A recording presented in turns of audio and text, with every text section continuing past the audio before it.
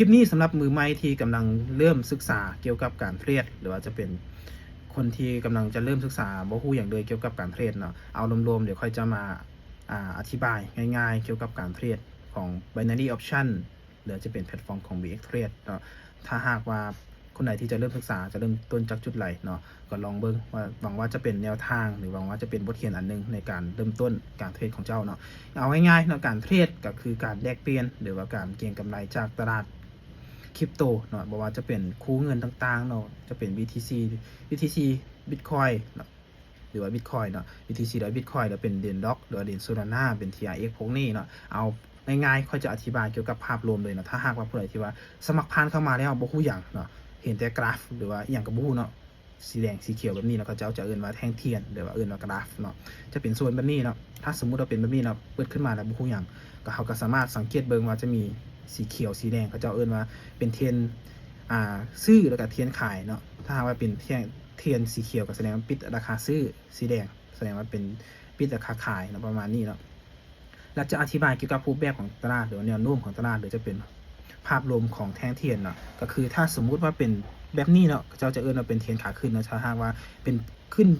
คล้ายๆกับขึ้นภูเขาแบบนี้หรือว่าจะเป็นแท่งสีเขียวที่ว่าปิดออเดอร์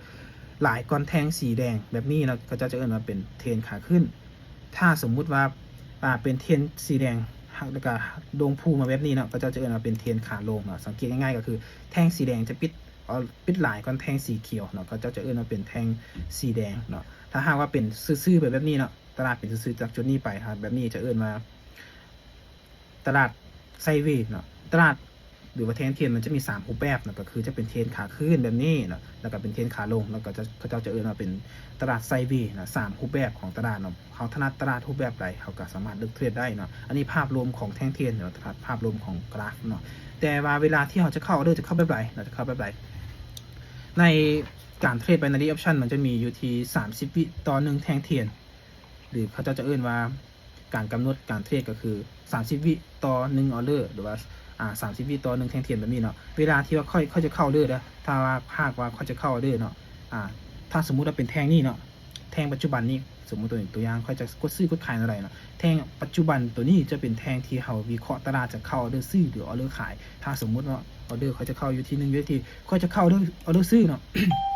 แท่งตัดไปถ้าเขาค่อยเข้าออเดอร์ซื้อแท่งตัดไปต้องปิดออเดอร์เป็นแท่งสีเขียวหรือออเดอร์ซื้อเท่านั้นค่อยจึงได้กำไรเนาะแท่งตัวนี้เป็นแท่งรอท่าในการวิเคราะห์ตลาดของเขาเนาะแท่งถัดไปเป็นแท่งรอท่าผลว่าเขาจะชนะหรือว่าเขาจะเสียเนาะอันนี้ก็คือ30วิในการกดซื้อกดขายเนาะตัวนี้ก็จะเป็นฟังก์ชันในการ ปรับเหรียญเนาะขั้นต่ำเป็น1 USDT เนาะถ้าสมมุติเขามีทุนเท่าไหร่ก็ยาเขาจะเข้า1เหรียญก็ได้2เหรียญก็ได้1จุดปลายเขาก็สามารถพิมพ์ได้นะพิมพ์ตัวนี้ได้เนาะตัวนี้ก็ง่ายๆเนาะก็จะตัวนี้จะเป็นบัญชีจริงกับบัญชีเดโมเนาะบัญชีเดโมก็แปลว่าบัญชีทดลองเนาะถ้าว่าเมื่อเขาก็คลิกใส่จุดนี้มันก็จะเด้งขึ้นมาให้เรา 1,000 ในการเทรดเนาะแล้วก็ถ้าสมมุติว่าเอาได้นี้เนาะค่อยได้กำไรละ 1.95 ก็คือค่อยได้กำไรอยู่ 0.95 ต่อ1ออเดอร์นะครับค่อยเข้า1เหรียญเนาะผลตอบแทนก็คือ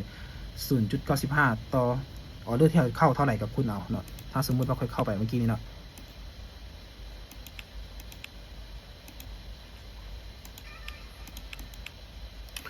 ค่อยเข้าไปอยู่ที่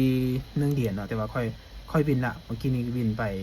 1ออเดอร์บัญชีจริงเนาะเมื่อกี้นี้ค่อยเข้าบัญชีจริงเนาะ1ออเดอร์ค่อยได้กำไรอยู่ที่ 0.95 เนาะค่อยขึ้นค่อยเมื่อกี้นี้ประมาณ163ปลายเนาะค่อยได้กำไรขึ้นมาแล้วเนาะประมาณนี้เนาะค่อยเข้าออเดอร์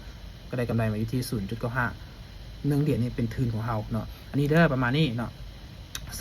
ถัดไปก็คือจะเป็น คู่เงินในการเทรดของเราเนาะเพราะว่าจะเป็นคู่เงินต่างๆที่ว่าเราสามารถเลือกเทรดได้เนาะเราสามารถเลือกได้เลยในโทรศัพท์หรือว่าอยู่ใน iPad ก็จะเห็นอยู่นี่เนาะหมายโปกจุดนี้เข้าไปแล้วเราสามารถเลือกเพิ่มขึ้นมาได้เลยเนาะเราจะเทรดตลาดตัวใดน่าจะเป็น BTC Ethereum BNB Solana พวกตลาดน้ำมันหรือจะเป็น XRP เป็นเหรียญด็อกหรือ TRX พวกทองคำเนาะสามารถเลือกเทรดสมมติเราค่อยจะเพิ่มตัวนี้เข้ามาเพิ่มเติมคลิกเข้าไปมันก็เพิ่มขึ้นมาอยู่นี่เนาะถ้าค่อยบ่อยากเอาตัวเหรียญตัวนี้เนาะเหรียญ TRX ออกค่อยก็คลิกออกแบบนี้เดี๋ยวสามารถเลือกเทรดได้แต่ถัดไปแม่น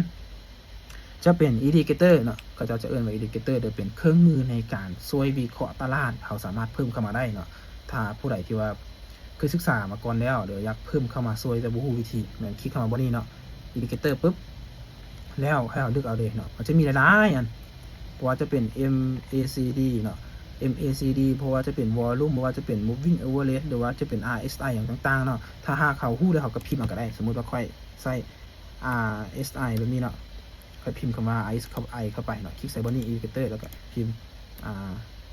SI เนาะค่อยก็เลือกเอาขึ้นมาจะเป็นเส้น RSI จุดนี้เนาะถ้าสมมุติว่าค่อยจะเพิ่มอีกเนาะเส้น body demand ค่อยจะพิมพ์ตัวย่อเข้าไปเส้น BB แบบนี้เนาะก็ขึ้นมาเด้งว่า body demand ตัวนี้ ปุ๊บแล้วเราก็สามารถเอามาช่วยวิเคราะห์ตลาดได้เลยเนาะแต่ว่าก่อนที่จะใส่เครื่องมือก็ต้องไปศึกษามาก่อนนะพกเครื่องมือมันใส่อะไรเนาะประมาณนี้เนาะเกี่ยวกับ indicator มันจะมีหลายอันอยู่นี่เนาะสามารถเลือกเข้ามาได้เนาะถ้าไปก็คือจะเป็นพวกเครื่องมือพวกนี้เนาะในการใส่กำหนดหรือว่าใส่วิเคราะห์ตลาดว่าเขาคิดไว้ย่านดื่มอย่างต่างๆหรือว่าเป็นฐานแนวรับแนวต้านอย่างแบบนี้เนาะประมาณนี้เกี่ยวกับระบบหรือเกี่ยวกับฟังก์ชันในการใส่ของ binary option หรือจะเป็นแพลตฟอร์มของ BX Trade ตัวนี้เนาะประมาณนี้สำหรับมือใหม่เนาะสำหรับมือใหม่ที่ว่าบ่เคยศึกษาบ่เคยเห็นมาก่อนเดี๋ยวคนที่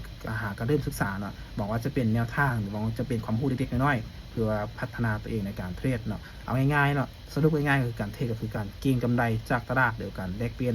คู่เงินในการซื้อขายคู่เงินต่างๆที่ว่าสามารถเลือกเทรดได้หรือว่าจะเป็นได้คู่เงินอยู่จุดนี้เนาะสามารถเพิ่มเข้ามาได้อีกอย่างก็คือฟังก์ชันมันจะเป็นจุดนี้เนาะจะเป็น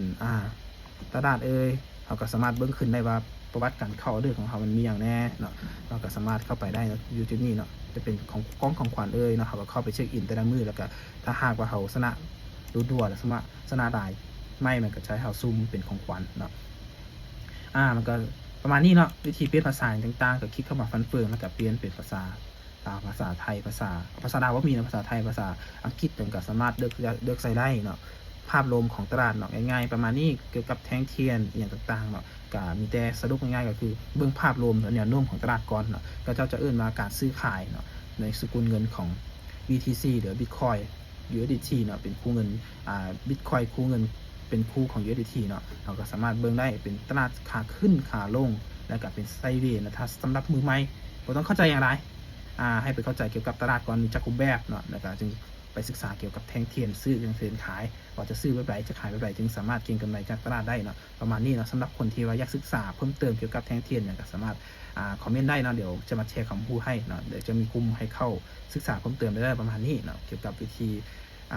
เทรด binary option หรือว่าความรู้เล็กๆน้อยๆหรือว่าจะเป็นแนวทางหนึ่งของการเทรด binary option ได้ประมาณนี้บ๊ายบาย